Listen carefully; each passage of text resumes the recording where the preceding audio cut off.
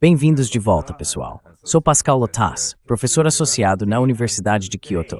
Hoje estou novamente com o Dr. Michael Brenner, professor emérito de Assuntos Internacionais na Universidade de Pittsburgh. Michael, bem-vindo de volta ao canal.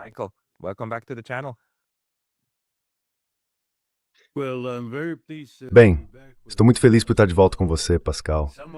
Estou um pouco com inveja de você, morando no Japão e podendo aproveitar as flores de cerejeira em breve.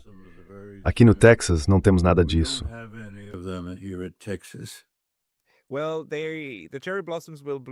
Bem, as cerejeiras vão florescer em breve. Mas antes disso, infelizmente tivemos essa tragédia com o Irã. E por tragédia, quero dizer uma violação aberta do direito internacional e uma guerra de agressão pelos Estados Unidos. Você e eu já conversamos sobre isso antes. Você me deu um excelente panorama da história do movimento neoconservador. Parece que os neocons mais uma vez venceram nos Estados Unidos. Você poderia me dar sua análise sobre de onde vem essa guerra e qual é a sua visão da situação?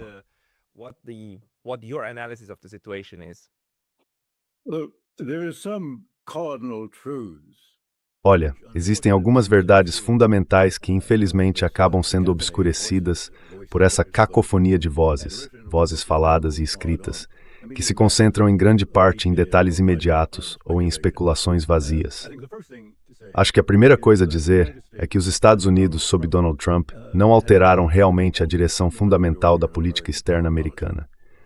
O que ele fez foi mudar o modo, tornando-a mais audaciosa, mais disposta a correr riscos, mais agressiva e com uma ênfase ainda maior em meios coercitivos, sejam esses meios militares, como está acontecendo agora no Irã, ou comerciais e financeiros. Sua grande guerra tarifária contra todos os parceiros comerciais começou, se não me engano, cerca de 45 dias após ele assumir o cargo.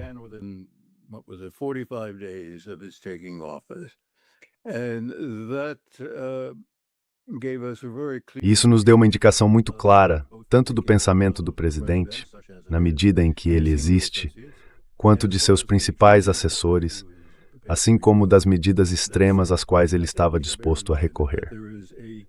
Dito isso, acho que devemos ter em mente que há um consenso subjacente notavelmente abrangente nos Estados Unidos entre, digamos, os membros da comunidade de política externa, ou as elites e a classe política em geral. Esse consenso foi articulado pela primeira vez há mais de 30 anos, bem no fim da Guerra Fria, naquele famoso, ou talvez infame, memorando que detalhava uma estratégia para que os Estados Unidos estabelecessem sua dominância, de fato sua hegemonia em sentido literal, a um custo relativamente baixo, e os meios e métodos para institucionalizá-la.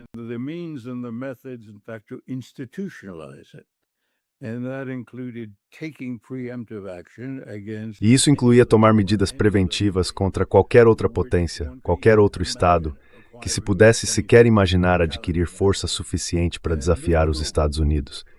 E isso era global. Essa ideia foi expressa em uma frase usada pelo Pentágono em vários documentos estratégicos, falando sobre manter a dominância de escalada em todas as regiões do mundo.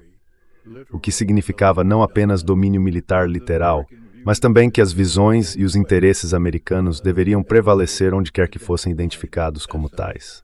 Agora, aquele documento de 1992, na prática, expressava opiniões que eram compartilhadas por relativamente poucas pessoas. Ele foi, de fato, repudiado pelo presidente Bush pai e por sua administração. Mas representava o pensamento de um núcleo determinado de indivíduos, autoridades, ex-autoridades, membros de think tanks, acadêmicos.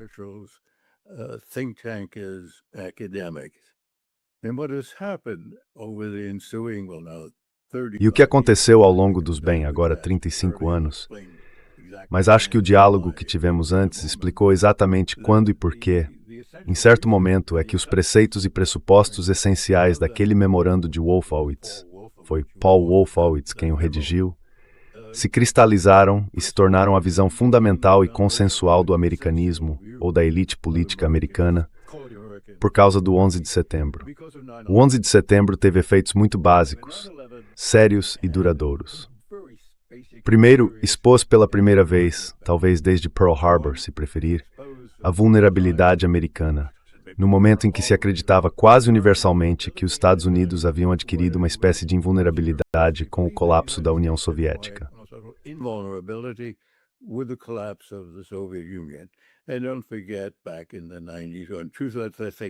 E não se esqueça, lá nos anos 90, digamos em 2001, a China ainda não se apresentava como um tipo de desafiante sistêmico aos Estados Unidos, como viria a se tornar 10, 15, 20 anos depois. Portanto, foi um verdadeiro choque para o povo americano, para o sistema americano. E um dos efeitos disso foi que reacendeu e redirecionou o interesse e a preocupação sobre como os Estados Unidos poderiam usar seus vetores de força avassaladores para, em essência, alcançar os objetivos subjetivos de projetar sua influência global, institucionalizando a dominância e o controle americanos sobre os aspectos mais essenciais dos assuntos internacionais. Isso também serviu para justificar um nível muito alto de intervenção, explicado e apresentado em termos da guerra ao terror.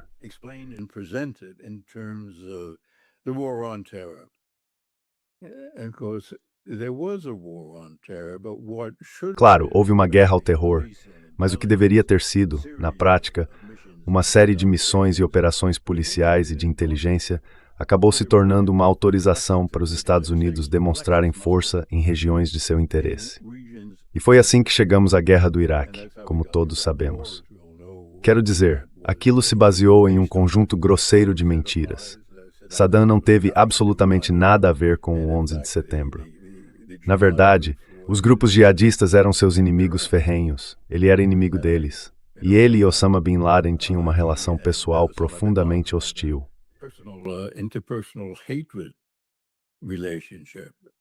Saddam Hussein e Osama Bin Laden. Sim, e por isso acho que precisamos entender esse contexto e o pano de fundo que ele criou. Ele deu o impulso, você pode pensar nisso como um impulso teísta, para uma política de aplicações cada vez mais amplas, extensas e intensas do poder americano ao redor do mundo.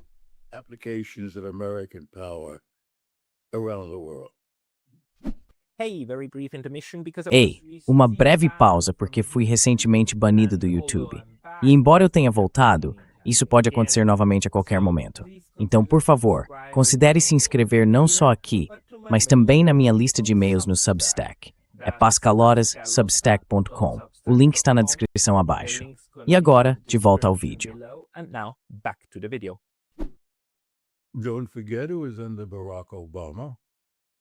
Não se esqueça de quem veio depois de Barack Obama, a quem a tocha da liderança americana foi passada por George W. Bush, o mais jovem, aquele que enviou tropas americanas para a Síria. Foi Obama quem introduziu a ideia de ataques com drones contra indivíduos identificados como inimigos dos Estados Unidos, supostamente líderes terroristas, cuja definição foi amplamente expandida. Foi Barack Obama quem envolveu os Estados Unidos no ataque da Arábia Saudita ao Iêmen, sem o envolvimento direto dos americanos, não apenas em termos de inteligência, mas também fornecendo aeronaves para reabastecer os aviões de ataque sauditas. O ataque, que durou 4 ou 5 anos contra os Houthis no Iêmen, teria sido tecnicamente e fisicamente impossível. E as baixas dessa campanha, que nunca receberam muita atenção, chegaram a centenas de milhares.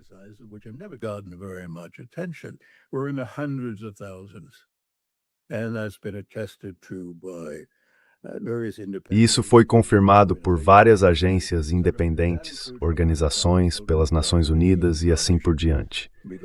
Isso inclui algumas centenas de milhares de crianças que morreram de doenças e fome por causa do bloqueio do qual participamos. Menciono isso menos por sua importância estratégica intrínseca e mais porque demonstrou até que ponto líderes americanos de todas as vertentes estavam dispostos a agir de forma agressiva no cenário internacional. Esse é o contexto. Isso ajuda a... Bem, deixe-me fazer um ponto importante aqui. Se alguém extraísse do memorando original de Wolfowitz um conjunto de proposições, eu fiz isso em um artigo que escrevi há algum tempo, e as colocasse ao lado do ser manifestamente...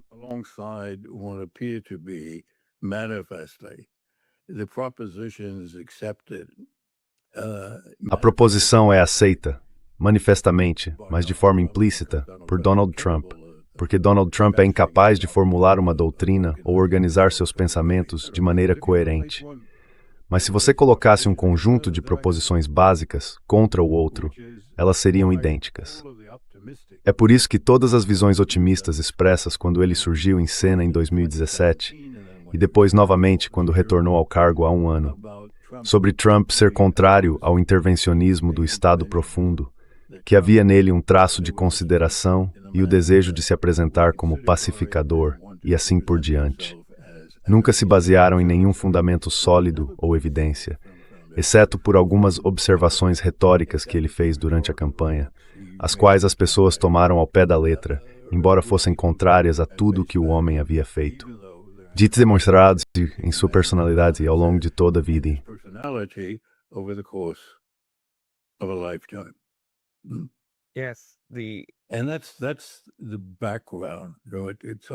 E esse é o pano de fundo.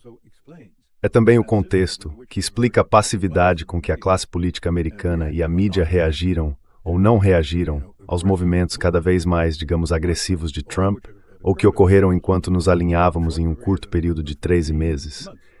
E vamos enfatizar e destacar a gravidade dessas ações, certo? Algumas começaram sob Biden, outras foram iniciadas pelo próprio Trump. Houve participação no genocídio em Gaza, nada insignificante. Sim. Houve uma guerra comercial contra todos, uma guerra tarifária contra todos, do Lesoto à China, que não apenas foi mal planejada, como também nem sequer foi pensada com cuidado. Foi impulsiva. Certo. Isso surgiu das entranhas de Trump e das mentes distorcidas de alguns de seus assessores, como o Sr. Besson, Navarro e alguns outros. E então seguimos em um ritmo acelerado.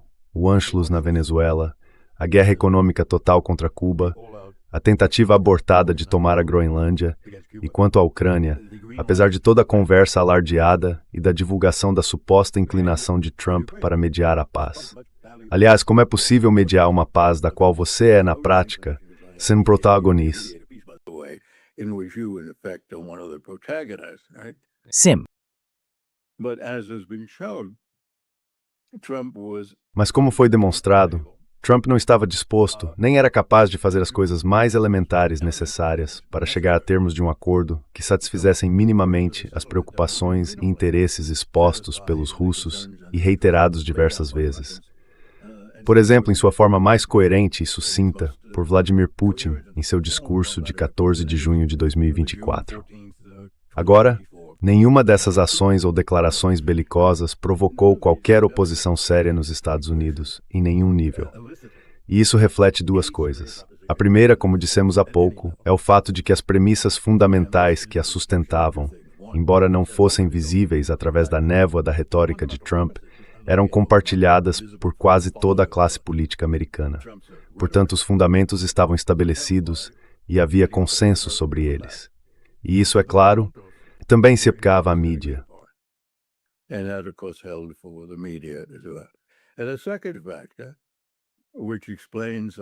E o segundo fator que explica como todas essas coisas puderam ser feitas sem realmente provocar muito debate ou sequer uma discussão séria, foi a capacidade de Trump de intimidar partes complacentes, fossem elas aliados na Europa, a fraca oposição política, o Partido Democrata, que compartilhava, como eu disse, a maioria dos objetivos e propósitos que Trump perseguia, e certamente a mídia, que tem acompanhado quase tudo o que ele fez. Isso nos traz ao momento atual e ao ataque ao Irã, certo?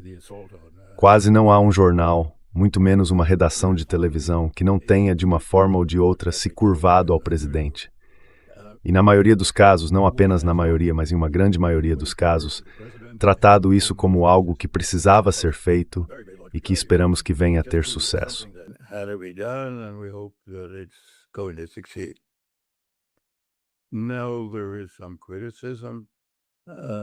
Agora, há algumas críticas porque essa ação não é suficientemente popular entre o público americano. 67% dos americanos se opuseram ao ataque ao Irã.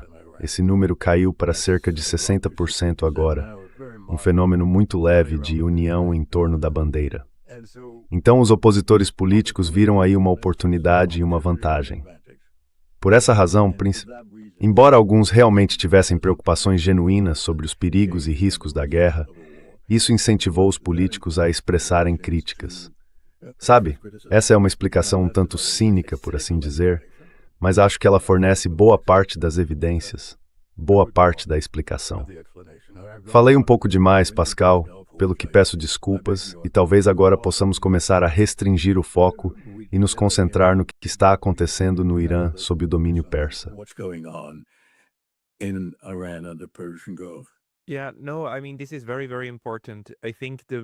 Sim, claro. Quero dizer, isso é muito, muito importante. Acho que o ponto que você está levantando é essencial, certo? Você está dizendo que isso não é apenas a guerra de Donald Trump. Isso não é a ação de um único homem.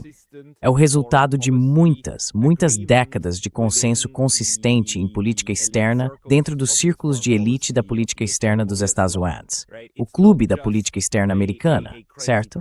Não se trata apenas de um presidente louco que agora usa poderes extraordinários, embora ele também tenda a desrespeitar a Constituição e coisas do tipo. E esse caso específico é único. Faz parte de uma série de ações que não apenas foram previstas, mas planejadas, e é algo muito característico. Então, você pode me dizer, porque sabe, atualmente existem duas grandes correntes de pensamento por aí.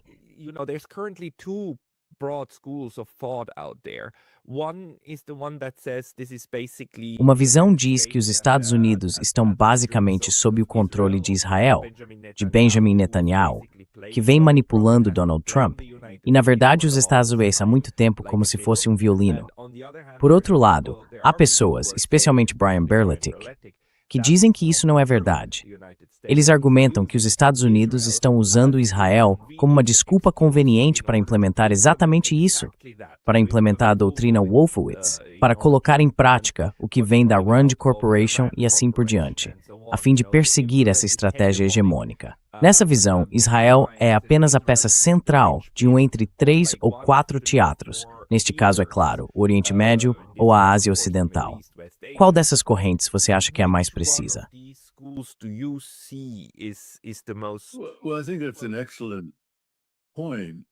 Bem, acho que esse é um excelente ponto, Pascal, e uma questão essencial a se fazer.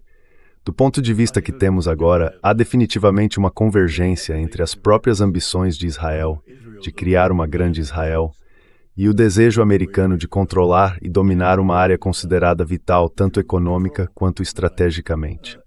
Por que estrategicamente? Bem, essa é uma questão um pouco escorregadia, porque ninguém mais estava em posição de controlá-la ou de usar sua dominação contra os Estados Unidos. Quero dizer, é uma noção da Guerra Fria que não tem raízes, na realidade, há mais de 30 anos. Mas, a partir, você sabe, da estrutura de Wolfowitz, que foi assimilada pelas elites políticas americanas, isso fazia sentido, porque se trata de uma região muito importante.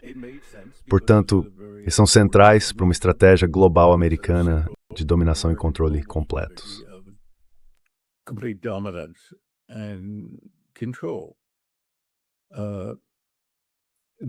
Há a relação perversa entre Israel e os Estados Unidos, entre as elites israelenses e as elites americanas, a força do lobby israelense nos Estados Unidos, as relações pessoais entre Netanyahu e Trump, tudo isso tinha um sabor muito particular, e é algo bastante importante no quadro geral. Mas eu acho que por trás dessa relação havia uma convergência, como eu disse, das ambições de ambas as partes. Ambos os países eram liderados por pessoas muito obstinadas, mas em uma visão grandiosa e inflada de seus objetivos, ambições e metas. E no campo Trump havia esse tipo de otimismo primitivo de que ele desejasse, ele poderia redimir.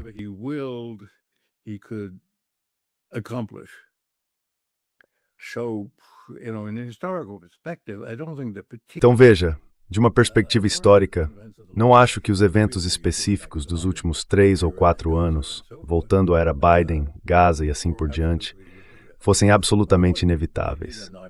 Houve o 11 de setembro, que deu um grande impulso a Netanyahu para perseguir suas próprias ambições e teve um impacto tremendo nos Estados Unidos. Da mesma forma, um presidente americano diferente de Trump talvez não tivesse se comprometido de forma tão leviana com ações tão drásticas como as que chegaram até o presente, como lançar um ataque ao Irã, o que foi totalmente sem sentido e extremamente perigoso.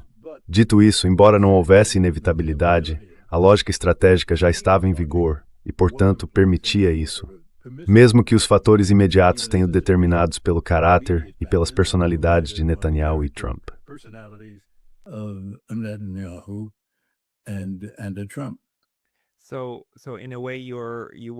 Então, de certa forma, pode-se dizer que os objetivos dessas duas entidades, Israel e os Estados Unidos, são diferentes, mas os meios são os mesmos. Assim, elas criam uma espécie de simbiose, muito parecida com a relação entre sionistas judeus e sionistas cristãos, que também têm metas distintas. Os sionistas judeus querem o domínio judaico sobre os demais, enquanto os sionistas cristãos buscam o Armagedon, no qual os judeus iriam para o inferno e os cristãos para o céu. Objetivos diferentes, mas alcançados pelos mesmos meios. Por isso cooperam, unidos como se fossem um só corpo, como diria John Mearsheimer.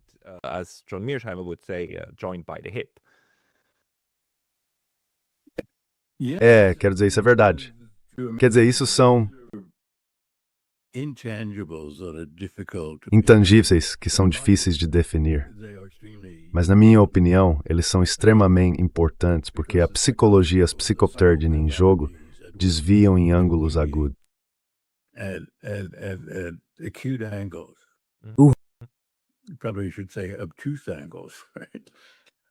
Provavelmente eu deveria dizer ângulos obtusos, certo? Pela prática histórica padrão, pelas normas do comportamento internacional, apenas loucos, regimes insanos, seguiram o caminho que Netanyahu e Trump tomaram. É difícil encontrar precedentes históricos entre estados, governos ou líderes que possamos considerar mais convencionais, mais normais em sua conduta. Sabe, é sempre perigoso tentar analisar a psicologia dos indivíduos e explicar grandes eventos apenas por esse prisma, mas também é perigoso ignorar isso.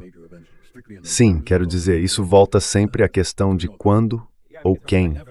Quando um presidente eleito de um país soberano, que não representava ameaça, que não estava envolvido em nenhum conflito sério com, neste caso, os Estados Unidos e o presidente Maduro, decide fechar os olhos para um genocídio, sem que haja qualquer base ou experiência histórica que justifique os Estados Unidos e os americanos ajam como cúmplices disso.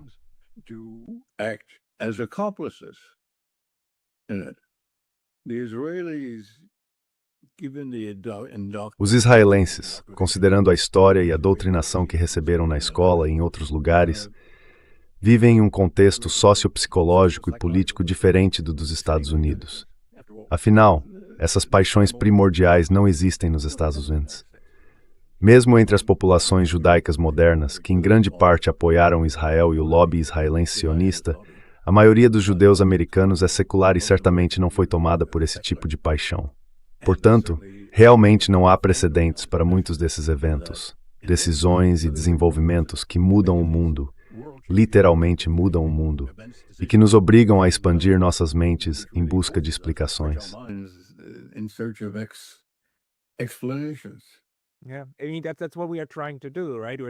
Sim, quer dizer, é isso que estamos tentando fazer, certo?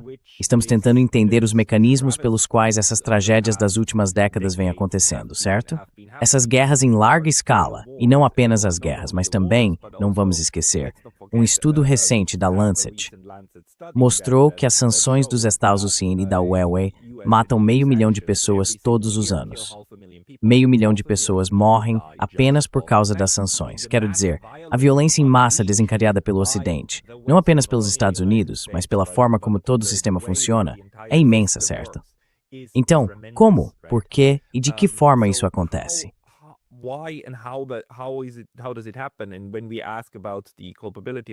E quando perguntamos sobre a culpa de líderes individuais, fazemos aquela velha pergunta, certo? A Segunda Guerra Mundial teria acontecido se Hitler não tivesse lá? Se ele tivesse sido morto na Primeira Guerra Mundial, teria acontecido? Mas a resposta parece ser cada vez mais não. É um sistema. O sistema produz as figuras de destaque que executam aquilo para o que o sistema está direcionado. Agora, a questão de como esse sistema funciona é claro sobre o quão estreita ou mammoth é e integração entre Israel e os Estados Unidos que há influência nos dois sentidos. Vemos isso toda vez que Netanyahu redes os Estados Unidos.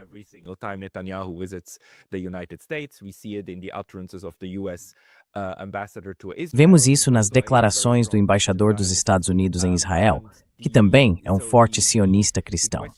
Então a questão é, qual tipo de enquadramento é mais útil para entender isso? Anteriormente, alguém argumentou, ou chegamos à conclusão, de que Israel talvez seja melhor compreendido como uma versão dos Estados Unidos sem amarras, sem as restrições da Constituição.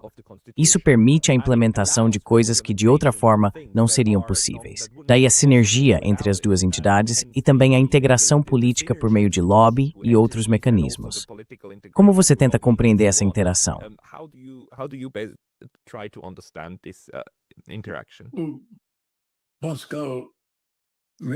Bem, talvez isso seja útil. Estamos concentrados nos Estados Unidos e há alguns elementos exclusivamente americanos. Os privilégios que os americanos concedem a si mesmos como país e que os líderes americanos concedem ao governo dos Estados Unidos. Sabe, isso está enraizado nessa crença nativa que, de uma forma ou de outra, permeia a cultura e a sociedade americanas. A de que os Estados Unidos nasceram em uma condição de virtude original. Há uma certa teologia nisso. A ideia de que os Estados Unidos foram colocados aqui, para alguns pela providência, para outros pela história, para serem o farol, para mostrar o caminho em direção a um mundo melhor e mais iluminado, e cada vez mais como um agente, para tomar iniciativas que avancem nesse caminho. Isso é algo muito profundo.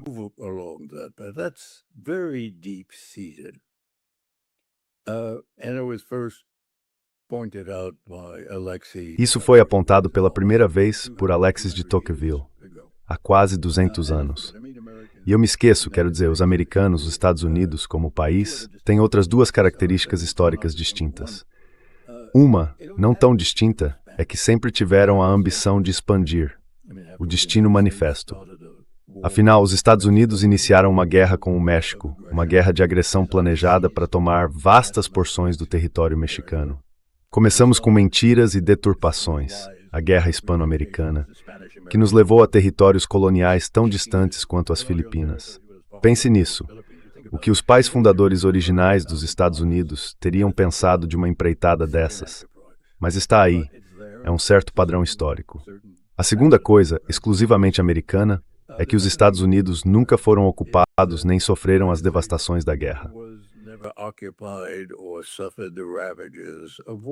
Sim.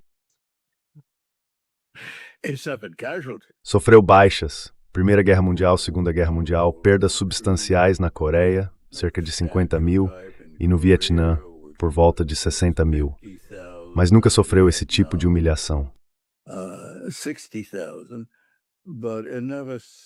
E justamente o tipo de sofrimento que quase todos os outros países do mundo enfrentam, junto com a crença americana de que pode realizar e ter sucesso em empreendimentos que ninguém mais sequer consegue imaginar. Mas vamos ampliar o escopo e considerar os aliados da América, o Ocidente coletivo, o que significa Europa, França, Austrália, Nova Zelândia, Canadá e os aliados práticos e pragmáticos do Ocidente, como Japão e Coreia do Sul. Algumas características que eles compartilham. Lembremos que após os anos da Covid e até hoje, os governos e as sociedades europeias endossaram as atrocidades cometidas pelos israelenses em Gaza e em toda a Palestina ocupada.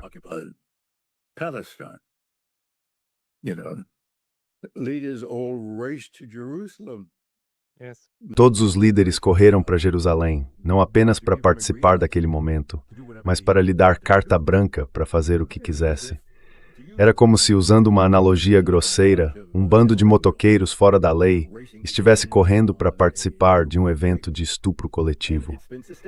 E isso se mantém até hoje, o que é muito, muito estranho, dada a história europeia do pós-guerra, especialmente da Europa Ocidental, e a aparente institucionalização de valores iluministas. Mesmo hoje, os europeus, você sabe, falam sobre promover e exportar seus valores. Hoje mesmo, ou talvez ontem, o Parlamento Europeu concedeu pela primeira vez prêmios de mérito àqueles que promovem os valores europeus. Entre os premiados estavam Zelensky, que recebeu a mais alta condecoração, Bono, do grupo de rock U2, e várias outras pessoas de reputação duvidosa.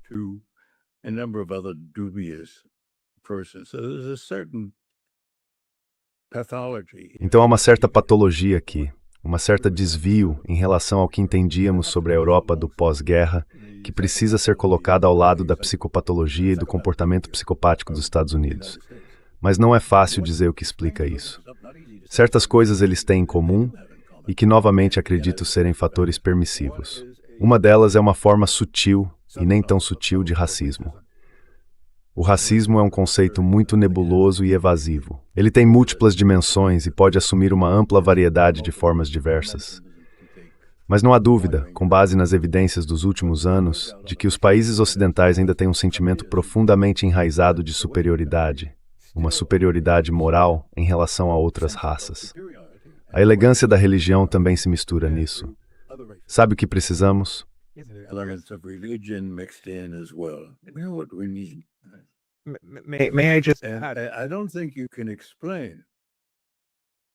Não acho que seja possível explicar a atitude, Mahalia, em relação às atrocidades cometidas contra os palestinos e a aceitação universal delas, sem levar isso em conta.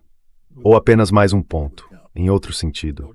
A crescente obsessão americana com a China como rival pelo primeiro lugar, como se existisse um trono no mundo que precisasse ser ocupado por alguém e que os Estados Unidos acreditam, como dissemos, estar providencialmente destinados a se sentar nesse trono. Essa obsessão com a China não é apenas pragmática ou prática. Acho razoável dizer que há também um elemento racial nisso. Eles não eram alemães. Os chineses não são alemães, nem mesmo russos, são de uma raça diferente.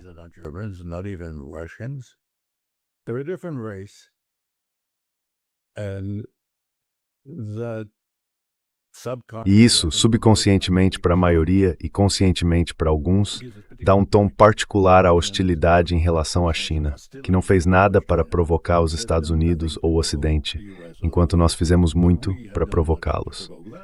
Estamos voltando atrás em um acordo de meio século, firmado entre Mao, Nixon e Kissinger, sobre a verdade fundamental de que Taiwan é parte integrante da China. E então, quase da noite para o dia, dizemos não.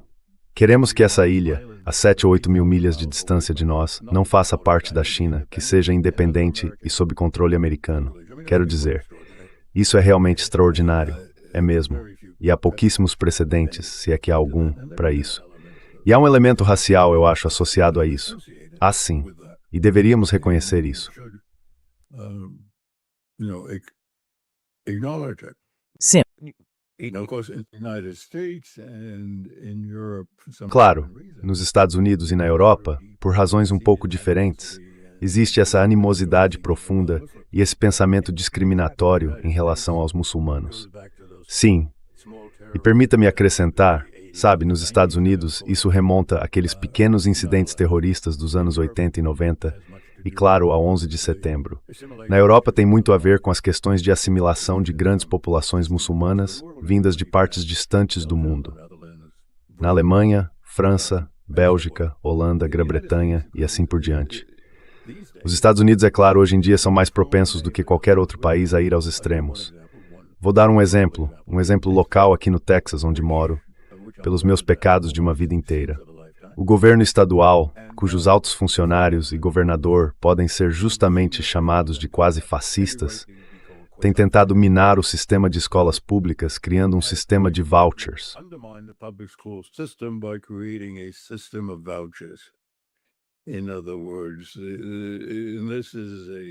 Em outras palavras, isso é um desdobramento do movimento das escolas charter e das escolas particulares. Podemos entrar nesse emaranhado. De qualquer forma, o sistema de vouchers significa que qualquer família pode pegar uma parte do dinheiro público e usá-lo para pagar a mensalidade de uma escola particular. Qualquer sistema escolar, não importa qual. E claro, os fundamentalistas cristãos têm demonstrado muito interesse nisso e vêm promovendo essa ideia no Texas. Agora, com base em fundamentos de constitucionalidade duvidosa, isso também pode ser usado para pagar mensalidades em escolas religiosas sectárias, sejam católicas, protestantes, judaicas ou de qualquer outra fé.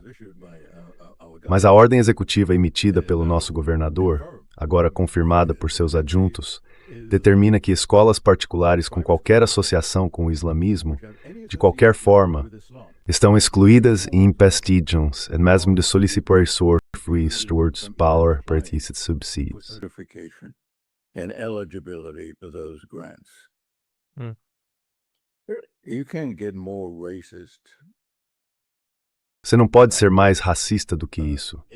Isso é característico de todos os americanos? Não, mas acho que o ponto a considerar é que muitas coisas agora são feitas nos Estados Unidos, pelos governos estaduais, assim como pelo governo federal, que seriam totalmente impensáveis. O que há 30 ou 40 anos? Quero dizer, ninguém poderia ter feito isso naquela época. Claro, é provável que eventualmente isso seja declarado inconstitucional pela Suprema Corte, apesar de sua inclinação e simpatia por Trump e pela direita cristã. Mas enquanto isso, a medida será aplicada e o processo de revisão judicial vai levar anos. Sim. Mas houve muitas coisas assim, quer dizer, coisas que são singulares e únicas na experiência americana.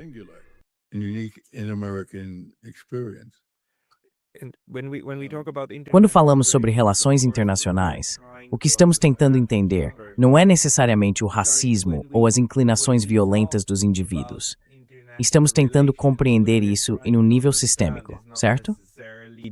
The racism or the violence of violent inclinations of individuals. We try to understand this on the systemic level, right?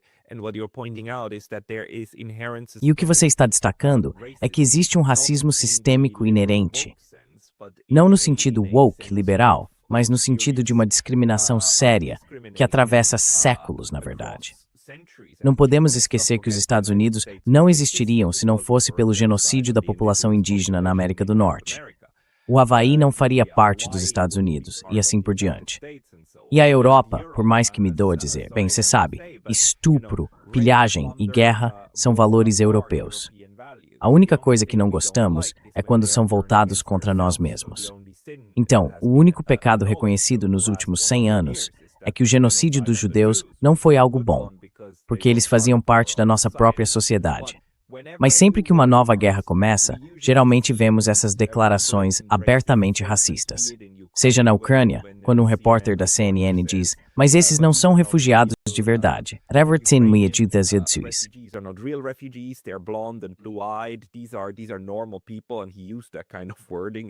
Essas são pessoas normais. E ele usou esse tipo de linguagem, certo?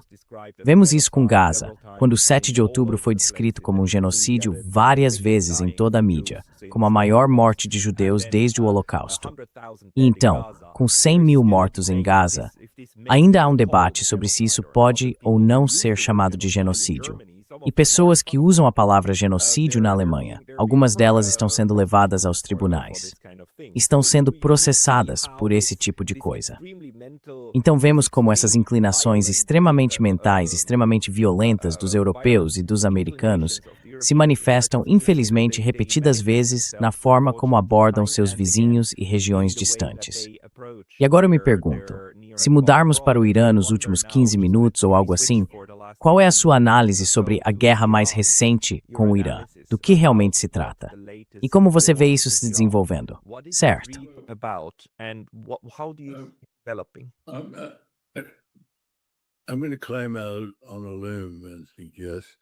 Vou me arriscar e sugerir uma explicação ou um fator adicional relacionado que esteja em jogo aqui.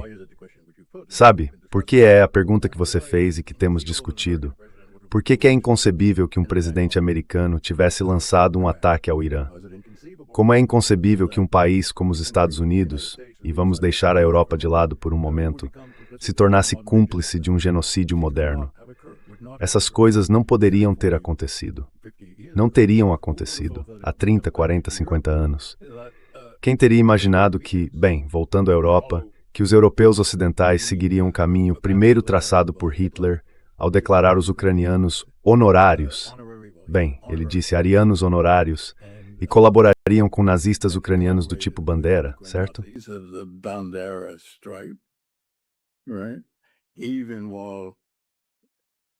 the Nazi occupation. Mesmo enquanto a ocupação nazista na Ucrânia levou ao massacre de muitos ucranianos, porque eles foram cegos ou fecharam os olhos para o fato de que unidades-chave do exército ucraniano usavam insígnias nazistas em seus uniformes, ou de que o governo estava promovendo a instalação de estátuas em homenagem à bandeira. E então o Parlamento Europeu declarar que Zelensky, que na prática foi, como dizer, domesticado por esses elementos de extrema-direita, é uma figura simbólica que representa os valores europeus. Então deixe-me acrescentar outro elemento, talvez, com base no meu entendimento do que está acontecendo nos Estados Unidos, mas que parece estar se espalhando por todo o mundo ocidental. Spread throughout the Western world. And that is as our societies have E isso é porque, à medida que nossas sociedades progrediram, elas enfraqueceram seus laços e perderam seus fundamentos morais e econômicos. Em parte, isso se deve ao fato de termos nos tornado culturas de niilismo. Em uma sociedade niilista, todos os tipos de normas, regras formais, informais, hábitos, em outras palavras, todo o conjunto de elementos que formam um superego coletivo, diminuíram muito sua influência sobre o comportamento individual. Acho que esse é claramente o caso nos Estados Unidos. Quase tudo é permitido e é possível justificar praticamente qualquer coisa, para si mesmo ou para os outros, porque em termos do eu supremo, do ego supremo, não restam mais limites. in terms of the supreme self, the supreme ego. In the case of Donald Trump, the psycho. No caso de Donald Trump, o narcisismo psicopatológico, certo? Acho que isso faz parte de uma explicação ou de um fator de fundo que ajuda a entender não apenas o início de algumas dessas ações e comportamentos anteriormente inaceitáveis, porque sempre tem que haver um ato volitivo de algum indivíduo ou grupo, mas também a tolerância a isso, a aceitação disso. E isso certamente está mudando. Acho que é uma expressão desse fenômeno cultural muito mais amplo. Mas isso é algo escorregadio. Talvez seja melhor não nos aventurarmos muito, ou podemos escorregar e cair nisso, ou em algum tipo de enrascada desse tipo. We take a slip and take a fall into their business of some sort. Let's not. No, let's keep Vamos deixar isso de lado. Vamos deixar isso de lado. Vamos guardar o abismo para outra discussão. Só nos últimos minutos, qual é a sua avaliação sobre como os Estados Unidos estão conduzindo sua guerra com o Irã e como você acha que o Irã está lidando com isso do seu lado? Is approaching it from its side. Well, I mean, the most striking thing is Bem, quero dizer, a coisa mais marcante, além da audácia e da loucura do que eles fizeram, da irracionalidade, é que não há plano. Não havia um plano. Sabe, como Chas Freeman aponta, com base em sua vasta experiência e no trabalho acadêmico e intelectual que ele fez sobre tomada de decisão, se você vai agir de forma lógica e razoável como chefe de um governo ou de um estado, e especialmente se o que você está considerando é a possibilidade de entrar em guerra, você começa definindo seus objetivos. Existem múltiplos objetivos. E qual é a escala de prioridades? Segundo, você tem os meios para alcançá-los, militares, financeiros, políticos, internos e externos. E quais meios o seu oponente possui? E por fim, em quais termos você espera encerrar a guerra? Nada disso foi pensado ou delineado pelo pessoal de Trump. Então eles estão completamente perdidos. So they're completely at sea.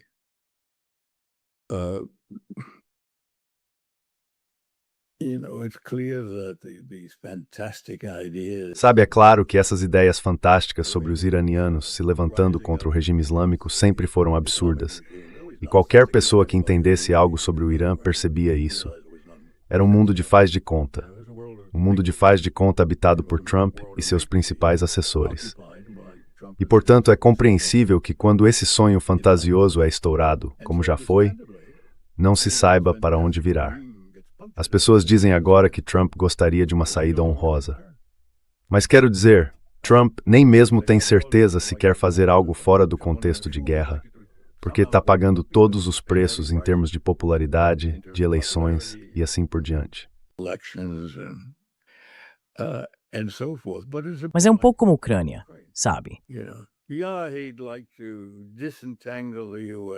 Sim, ele gostaria de desvincular os Estados Unidos, mas não está disposto a fazer qualquer tipo de concessão que seria amplamente vista como um fracasso para o país e como uma perda pessoal. Quero dizer, o que é mais intolerável para alguém com a personalidade narcisista de Trump é ser rotulado, ser visto como um perdedor. E, portanto, é muito difícil ver como ele se livra do fiasco com o Irã, quando qualquer caminho razoável para sair disso, inevitavelmente, vai refletir o que a maioria das pessoas, estados e governos verá como um fracasso, e os Estados Unidos e Trump pessoalmente como perdedores. O que acredito é uma das razões pelas quais suspeito, já que não tenho informações privilegiadas sobre essas questões, que não haverá uma saída, ou que o governo não vai considerar nenhuma saída viável tão cedo.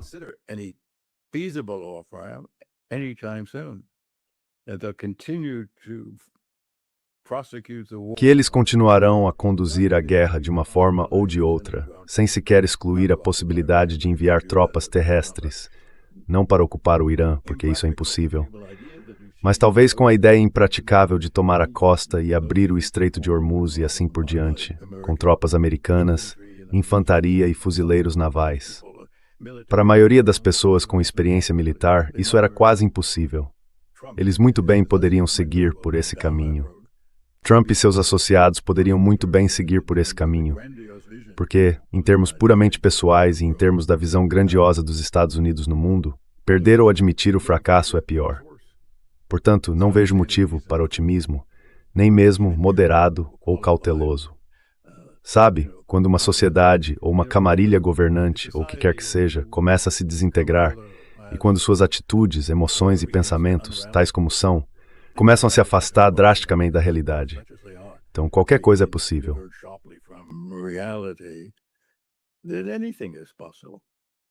Qualquer coisa.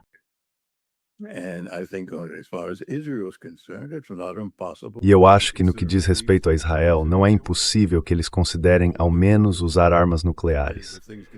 Ou o que eles poderiam fazer é o seguinte: se as coisas continuarem indo mal, e se em Washington Trump começasse a levar a sério a ideia de tentar se desengajar, então Netanyahu iria a Mar-a-Lago e diria a Trump: olha, não podemos aceitar isso, e vamos usar armas nucleares se for preciso. A menos que você se comprometa totalmente e esteja preparado para escalar a guerra. Como ele reagiria, eu não sei. E isso sem mencionar a possibilidade de que Netanyahu possa estar em posição de chantagear Trump por meio daquelas fitas de Epstein, porque Epstein gravava todo mundo e sem dúvida estão guardadas em algum lugar fitas de vídeo que envolvem Trump. E como toda empreitada de Epstein foi uma criação do Mossad, sem dúvida algumas delas, pelo menos, estão em um cofre em Israel. Agora, não estou dizendo que isso seja definitivamente o caso. É uma possibilidade muito real.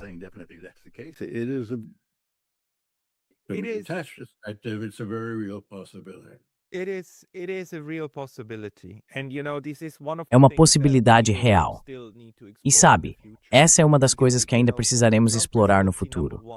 Porque veja, a presidência de Trump, em primeiro lugar, foi muitas coisas. Mas uma coisa que ela não foi, ou que ele não foi, é sedento por sangue. Ele não era o tipo de pessoa que diria, vamos matar todos e massacrá-los, e coisas do tipo. Agora ele diz isso. Com o anúncio desta guerra, ele disse. E essa mudança de postura, para mim, é uma das coisas que poderiam ser explicadas por pura chantagem. Mas tudo isso é especulação. Michael, já estamos chegando ao final da hora, então gostaria de agradecer muito por todas as explicações. So I would like to thank you very much for all the explanations. I thank you, Pascal. I always very much enjoy Agradeço a você, Pascal. Sempre gosto muito de conversar com você. As discussões são realmente envolventes. Devo admitir que invejo a primavera em Tóquio e as flores de cerejeira. Afinal, vivendo aqui nas planícies, em território Comanche, no Texas, a coisa mais empolgante que posso esperar é ver os ventos da primavera e os arbustos rolando pela rua principal.